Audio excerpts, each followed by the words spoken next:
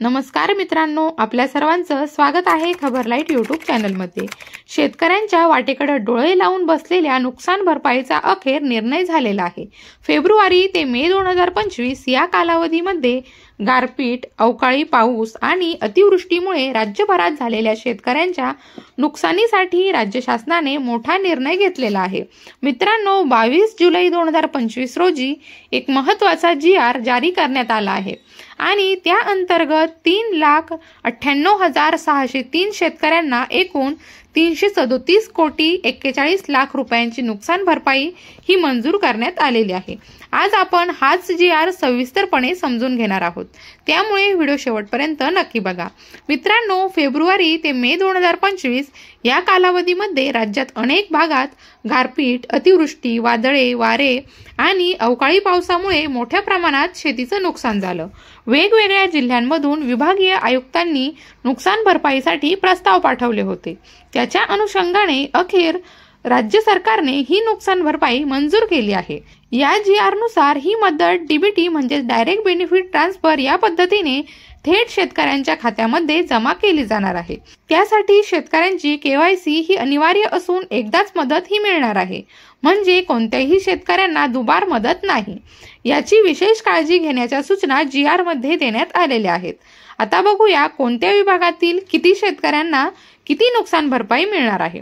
छत्रपती संभाजीनगर विभाग मे 2025 64,423 शेतकऱ्यांना 57 कोटी 45 लाख रुपये।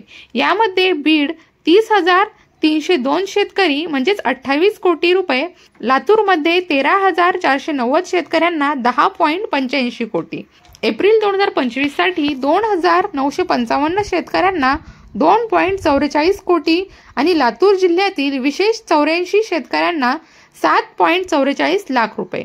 पुणे विभागातील एकूण 1,07,463 शेतकऱ्यांना 81 कोटी 27 लाख रुपये। त्यामध्ये पुणे विभाग 6,029 शेतकरी 25.96 कोटी। सातारा 1,578 शेतकरी 6.6 कोटी। सांगली 2,028 शेतकरी 1.87 कोटी। सोलापूर 3,561 शेतकरी 40.87 कोटी आणि कोल्हापूर 10,472 शेतकरी 3.45 कोटी। नाशिक विभागामध्ये एकूण 1,15,147 शेतकऱ्यांना 85 कोटी 67 लाख रुपये। नाशिकमध्ये 39,998 शेतकऱ्यांना 26.81 कोटी। धुळ्यामध्ये 15,957 शेतकऱ्यांना 14 कोटी। नंदुरबार 1,138 शेतकऱ्यांना 1.34 कोटी। जळगाव 24,733 शेतकऱ्यांना 22.49 कोटी आणि अहिल्यानगर 88,445 शेतकऱ्यांना 18.92 कोटी। कोकण विभागामध्ये एकूण 13,608 शेतकऱ्यांना 9 कोटी 38 लाख रुपये। यामध्ये ठाणे, रायगड, रत्नागिरी, सिंधुदुर्ग, पालघर या जिल्ह्यांचा समावेश आहे। अमरावती विभागामध्ये एकूण 54,729 शेतकऱ्यांना 66 कोटी 19 लाख रुपये आणि यामध्ये अमरावती, अकोला, यवतमाळ, वाशिम, बुलढाणा या जिल्ह्यांचा समावेश आहे। नागपूर विभागात एकूण 50,194 शेतकऱ्यांना 34 कोटी 91 लाख रुपये। यामध्ये नागपूर, वर्धा, भंडारा, चंद्रपूर, गडचिरोली आणि गोंदिया या जिल्ह्यांचा समावेश आहे। मित्रांनो, एकूण चित्र पाहिलं तर महाराष्ट्रातील 3,98,603 शेतकऱ्यांना 337 कोटी 41 लाख 53 हजार रुपयांची नुकसान भरपाई ही मंजूर करण्यात आली आहे। ही मदत लवकरच संबंधित शेतकऱ्यांच्या खात्यावर जमा केली जाईल।